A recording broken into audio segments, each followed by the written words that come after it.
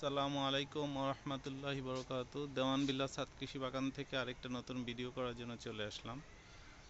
Hello viewers, আজকে আমি আপনাদেরকে দেখাবো আমার ছাদ কৃষি বাগানের অনেক প্রচেষ্টার একটা ফসল পেঁপে গাছের ফলন কেমন হয়েছে।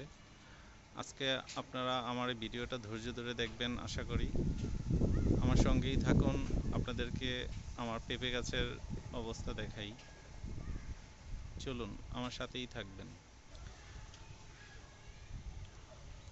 হ্যালো ভিউয়ার্স, আপনি দেখতে পাচ্ছেন আমার পেঁপে গাছের ফলন মাশাআল্লাহ অনেক ফলন হয়েছে। আলহামদুলিল্লাহ, আল্লাহ পাকের অনেক ইচ্ছা আছে বলে আমি আজকের এই ফলন পেয়েছি।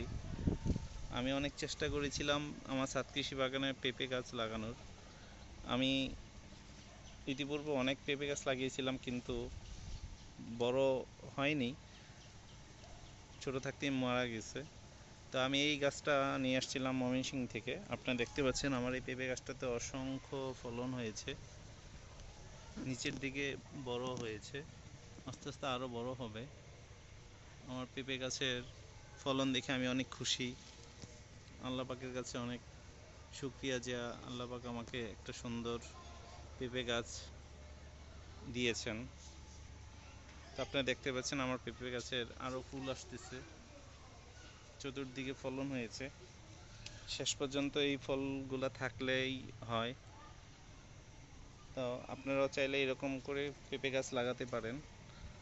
আমি এটা একটা ইট দিয়ে টপ করে নিয়েছি, এখানে পর্যাপ্ত মাটি আছে, সার মিশ্রিত আছে। তো আপনারা দেখতে পাচ্ছেন এই হচ্ছে আমার ইটের একটা টপ, সেটাতেই আমি পেঁপে গাছ লাগিয়েছি। তো এখন অনেক ফলন হয়েছে। তো আমার এই ভিডিওটা আপনাদের জন্যই। আমার ভিডিওটা দেখে আপনাদের ভালো লেগে থাকলে অবশ্যই সবাই শেয়ার করবেন, লাইক দিবেন, সাবস্ক্রাইব করবেন।